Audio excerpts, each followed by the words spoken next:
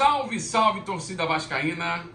Tô na área para mais um vídeo. Se você está chegando pela primeira vez aqui e não me conhece, muito prazer, meu nome é Eduardo Júnior. Já peço que você se inscreva no canal, deixe seu like no vídeo, ative o sininho para toda vez que eu postar vídeo você receber as notificações e, claro, compartilhe o vídeo aí nos seus grupos de WhatsApp que falam de Vasco, que atrai mais vascaínos aqui para o nosso canal. Hoje é o seguinte, qual é a diferença de contratação e reforço?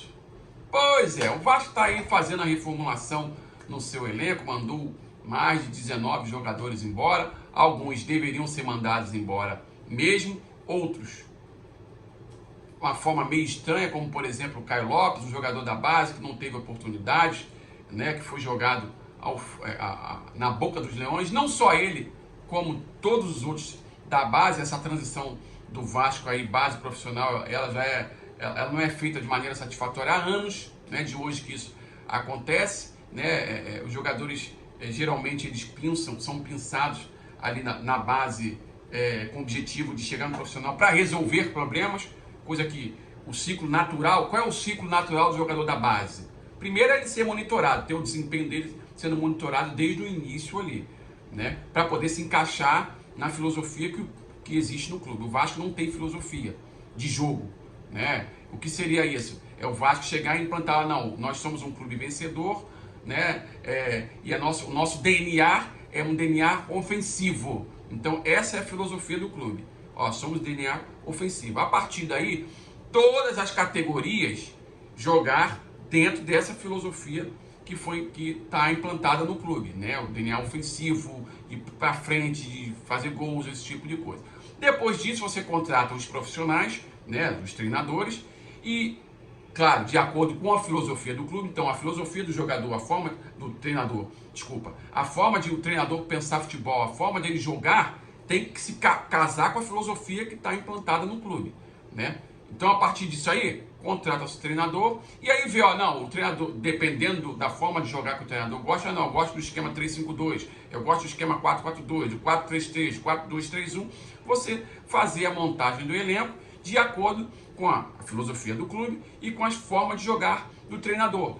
Claro que tem outras questões também, a questão emocional, se o jogador aguenta pressão ou não aguenta pressão, haja vista que o Vasco passa pelo pior momento da sua história, né? Então a gente precisa de jogadores que apresentem rendimento, mas que aguentem, suportem a pressão, porque a torcida está tolerância zero, porque é resultado imediato. Então isso tudo tem que ser levado em consideração na montagem do elenco, né? Então o Vasco está aí tentando remontar o seu elenco, dispensou diversos jogadores da base que não conseguiram dar a resposta que a torcida queria, e a torcida ela vai do céu ao inferno em questão de segundos, normal, né? A gente está vendo aí de muitos anos de sofrimento intenso, né? E nós vendo outros clubes aí, inclusive rivais, né, ganhando títulos e tal. A tolerância da torcida ela tende a chegar a zero, e chegou a zero. Então a torcida quer resultado imediato. Os meninos da base, como não tem nenhum fora de série ali, eles não conseguem entregar esse resultado imediato e, consequentemente, não conseguem ter evolução satisfatória para devolver para o torcedor, né, em formato de rendimento em si dentro de campo, né? Outros jogadores que apresentaram rendimento até satisfatório, como por exemplo o Daniel Amorim, não chegou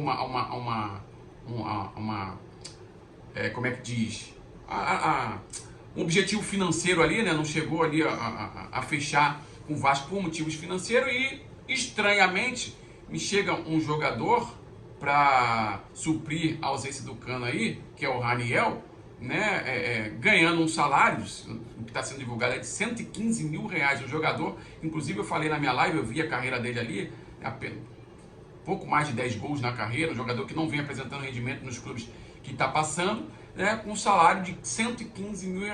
Será que o Daniel Amorim tinha um salário desse tamanho?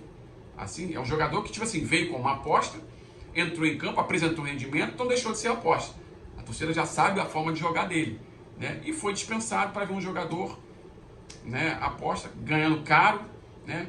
Tinham outros jogadores aí na Série B que se destacaram, e aí a gente já cai para falar um pouquinho sobre o perfil das contratações que estão sendo feitas pelo Vasco, né, que são perfis um pouco diferentes, claro, na minha humilde opinião aí, respeito quem pensa diferente. Por exemplo, tem o goleiro Thiago Rodrigues e o volante Yuri, né, que são jogadores aí que estão vindo de clube pequeno, né, mas que estavam apresentando rendimento lá, né, já há 3 temporadas, já estão apresentando um rendimento satisfatório, inclusive estando no topo das estatísticas aí da Série B, né. Então, quando o Vasco faz contratação desse tipo, né, a tendência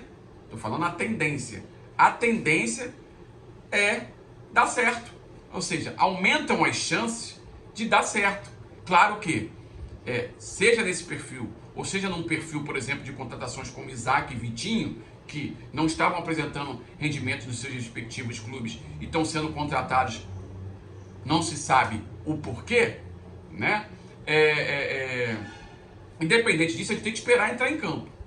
Por quê? Uma coisa é o Thiago Rodrigues e o Yuri se destacar no CSA, se eu não me engano, que foi da onde eles estão vindo, né? Outra coisa é o Vasco, clube diferente, estrutura diferente, né? Momento esportivo e administrativo totalmente diferente. O Vasco é um clube de massa, um clube que tem uma torcida que está extremamente sofrida há anos, uma torcida que tem uma demanda reprimida absurda por vitórias, por títulos, né? E a pressão aqui é muito maior que no CSA. Então tem que ver como esses jogadores, né, vão corresponder dentro de campo. Mas eu acho que o perfil de contratação do Vasco deveria ser o que foi feito com o Thiago Rodrigues e o Yuri.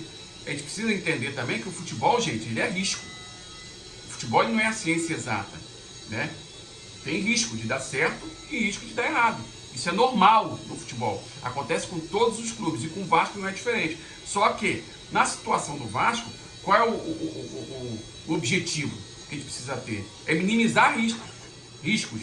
Como é que você faz isso? Primeiro, você tendo profissionais no departamento de futebol com experiência comprovada. Por quê? Porque são profissionais que, tendo experiência comprovada, reconhecido pelo mercado, né, com experiência, né, eles já passaram por diversas situações de dificuldade e já conseguiram sair de situações de dificuldade. Então, eles já sabem o caminho das pedras, né? Então, isso acontecendo, você minimiza as chances de dar errado, né? Você aumenta as chances de dar certo.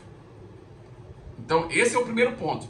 Profissionais do departamento de futebol com experiência. Não é o nosso caso, né? A gente está aí com o Carlos Brasil, que é a primeira vez que ele está exercendo a função. Era coordenador da base, saiu do Vasco, foi para o Corinthians, retornou e está exercendo aí a função pela primeira vez. Se vai dar certo ou vai dar errado, a gente precisa esperar para ver. Nada contra ao profissional, a gente torce para que dê certo, só que o Vasco, né, não está em um momento de apostas. A gente precisa recordar que nós estamos vindo do pior resultado esportivo da nossa história, que é a permanência na Série B, proporcionada por essas pessoas que estão aí no poder hoje na gestão do Vasco. Então o momento não é momento de aposta, não é momento de vamos testar aqui para fazer e para ver no que vai dar, né? O momento é de dar o tiro certo, né? E claro, o Vasco recebeu diversos nãos aí também de pessoas, né, que segundo foi divulgado aí, de pessoas para ser diretor de futebol. Aí, como eu falei, são apenas consequências de algo, né? Consequência de falta de credibilidade, esse tipo de coisa, que aí só vai recuperar isso trocando as pessoas que lá estão no Vasco, né? Então, a gente vai ter que aguardar aí. Perfil de contratação que eu imaginava que o Vasco deveria fazer, que eu imagino que o Vasco deve fazer. Perfis que nem esse, Thiago Rodrigues e Yuri. Jogadores que já apresentaram rendimento em seus respectivos clubes. Então, eu pensei que o Vasco fosse seguir nessa linha de ação. Inexplicavelmente, mudou e voltou ao normal. Voltou à mesma prática que foi adotada no ano passado. Qual é a prática? Jogadores que não estão jogando em outros clubes, jogadores que estão se recuperando de lesão e que vêm para o Vasco. Isso foi adotado no ano passado, em 2021, pelo Passarudo, se lembra? E, no entanto, qual foi o resultado no final do ano? O pior da nossa história. Então, se nós já adotamos essa prática no ano passado, né, e colhemos o pior resultado da nossa história, por que repetir essa prática esse ano? Né? Lembrando, no ano passado nós ficamos em décimo, né? A poucos pontos ali do Z4 da Série B. Do Z4 da Série B. Pois é. Então, você, torcedor, você acha que nós estamos no fundo do poço? Esse poço pode ser mais fundo. Então, por isso que a gente precisa externar nossa preocupação, porque, olha, as contratações que estão sendo feitas, né? A gente torce para que dê certo, mas é complicado, tá? É complicado.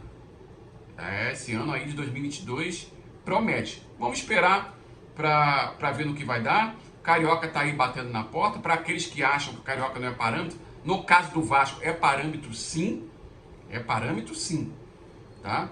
A gente vai precisar ver esse time em campo aí, até porque vamos voltar ao ano passado. A resposta do Vasco no Carioca, o que foi falado? Que o Carioca ia ser usado como laboratório.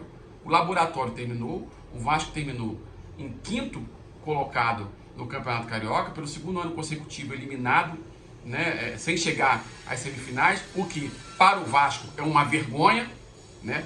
Claro, para quem está inserido na bolha da mediocridade, que nem as pessoas que lá estão e seus apoiadores, né, é normal. O Vasco está em quinto colocado, é normal comemorar título da Taça Rio na quinta colocação do Campeonato Carioca.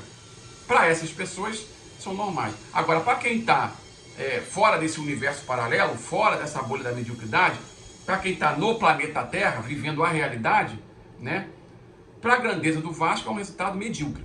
Ficar em quinto colocado no Campeonato Carioca, sendo eliminado pela segunda vez consecutiva, sem chegar às semifinais. Então, ali, né, as pessoas que estão fora desse universo paralelo já sabiam que o time precisava de reforços, né, que aquele time ali não iria dar para jogar a Série B e conquistar o acesso. Isso foi avisado aos montes. Naquela época, né, quem falava isso era atacado, chamado de torcedor de candidato, né? O Botafogo, por exemplo, teve resultado pior do que o Vasco, que ficou atrás do Vasco, né?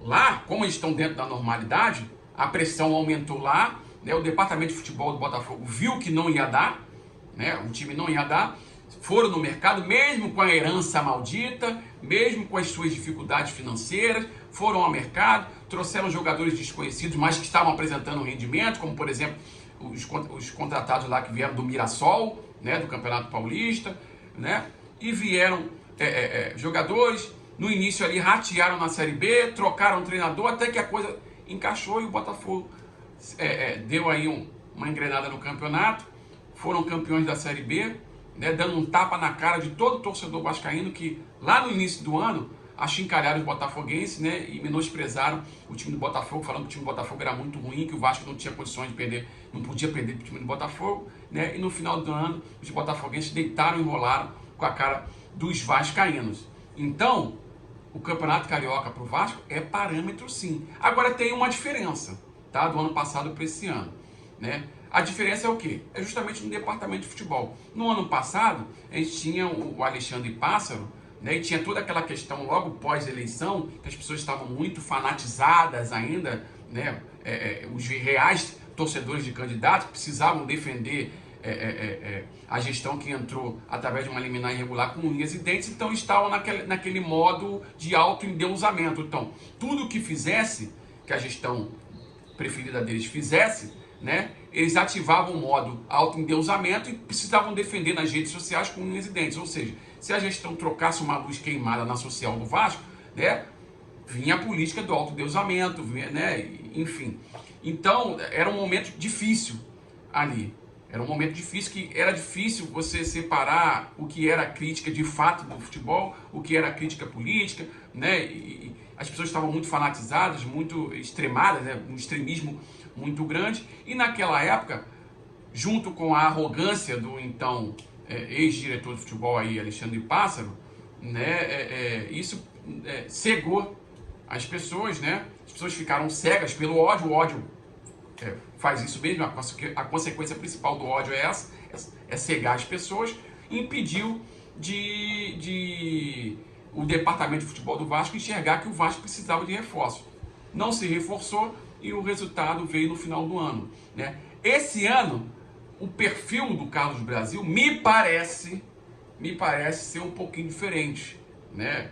Parece que ele não é tão arrogante assim, tão narcisista assim que nem era o outro. Então acredito que se vier um resultado esportivo ruim no Campeonato Carioca, eu acredito que ele vai ter essa consciência de ir ao mercado e reforçar o time.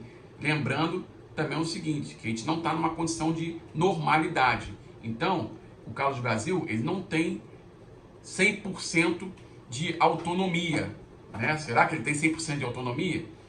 Veja uma declaração de alguns treinadores que passaram pelo Vasco recentemente, aí, como o Lisca, que saíram. Veja a declaração dele, do Lisca e de outros. Então, não se sabe se ali os profissionais têm autonomia para poder trabalhar. Só resta a gente aguardar aí para ver no que vai dar ao término aí do Campeonato Carioca, qual vai ser a performance desses contratados, né? Desses contratados, porque contratação é uma coisa, reforço é outra.